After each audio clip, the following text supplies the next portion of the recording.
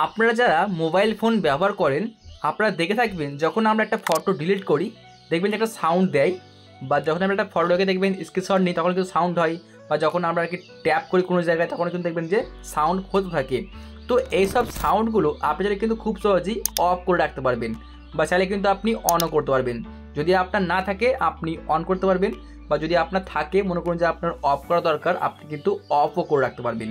আচ্ছা, কীভাবে আপনি এই কাজটা করবেন আপনার ফোনে আজকের ভিডিওতে দেখিয়ে দেবো বন্ধুরা। তার জন্য অবশ্যই ভিডিওটি পুরোপুরি দেখবেন এবং ভিডিওটিতে একটা লাইক করে দেবেন।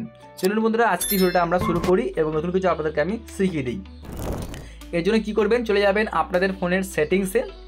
দেখুন চলে এসেছে সেটিংসের মধ্যে আমি। তো সিম্পলি আপনি এখানে কী করবেন, এই যে সাউন্ড অ্যান্ড ভাইব্রেশন, জাস্ট আপনি এখানে ক্লিক করবেন। যদি আপনি এই সিরিজটা এখানে খুঁজে না পান সিম্পলি উপরে সার্চ বারে ক্লিক করে আপনি সিরিজটাকে জাস্ট সার্চ করে দেবেন, সাউন্ড লিখলেই হবে। ওকে, তো সিম্পলি আমি জাস্ট এখান থেকে ক্লিক করেছি, যেহেতু আমার এখানে আছে এই যে সাউন্ড অ্যান্ড ভাইব্রেশন, আমি এখানে ক্লিক করে দিলাম। তো তারপরে আপনার সামনে এরকম একটা পেজ আসবে, বা আপনার সামনে অন্যরকম পেজও আসতে পারে। তো সিম্পলি আপনি খুঁজে নেবেন। দেখুন এই যে আমি চলে নিচে দিকে স্ক্রল করে, তো তারপরে সিম্পলি আপনি এই জায়গায় ক্লিক করবেন, এই যে মোর সাউন্ড এখানে আপনি ক্লিক করবেন। তো আমি জাস্ট ক্লিক করে দিচ্ছি।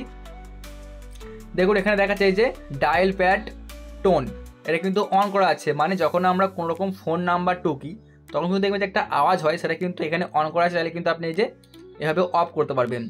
তারপরে দেখবেন যখন আমরা কিন্তু স্ক্রিন লকটাকে আর কি লক আনলক করি তখন কিন্তু একটা সাউন্ড হয়, তাহলে কিন্তু এটাকে আপনি এখান থেকে অফ বা অন করতে পারবেন।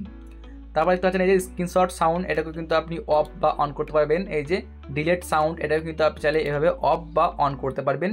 ফিঙ্গারপ্রিন্ট অ্যানিমেশন, এটাকে চাইলে অন করতে পারেন বা অফ করতে পারেন। টাচ সাউন্ড, এটাকে কিন্তু আপনি অন বা অফ করতে পারেন, অথবা এখানে যে চার্জিং সাউন্ড, এটাও কিন্তু আপনি চাইলে অফ বা অন আপনি করতে পারেন।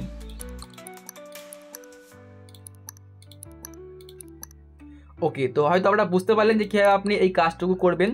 তো বন্ধুরা যদি আপনাদের এই ভিডিওটা দেখে একটু উপকার হয়ে থাকে অবশ্যই ভিডিওটা লাইক করবেন এবং এই ভিডিওটা আপনাদের বন্ধুবান্ধবকে শেয়ার করে দিন, তারা যেন এই ভিডিওটা দেখে নতুন কিছু শিখতে পারে। যাই হোক বন্ধুরা, ভিডিওটি দেখার জন্য আপনাদের অনেক অনেক ধন্যবাদ।